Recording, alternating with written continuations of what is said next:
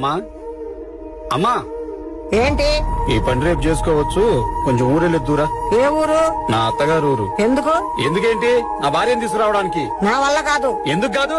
ఏరా ఎందుకు కాదు నీకు తెలీదా? దాన్ని నువ్వేమనుకున్నారా వెళ్ళిపోయిందా? అన్నాను, భార్యాభర్తలు నాకు గొడవలు కాకుండా ఉంటాయా? ఉండవురా, కానీ నీది అనుమానం, శాడిజం, టార్చర్ అన్ని కలగలిపోయినాయిరా నీలో. నీకు సంసార బాధ్యత లేకపోయినా నిన్ను నిలదీయకుండా తనే ముందుండి నడిపింది చూడు, అదిరే ఆడదంటే. వాడు గట్టి పని చేయలేడు, కొంచెం అడ్జస్ట్ అవ్వమ్మా అంటే నా భర్త ఒకళ్ళ కింద పని చేయడానికి ఇల్లేదు, నా భర్త నేనే రాజాలా చూసుకుంటానన్నదిరా నా కోడలు. నువ్వెంత హింస పెడుతున్నా తను మాత్రం నిన్ను సంతోష పెట్టాలనుకుంది చూడు, అదిరా కోడలంటే.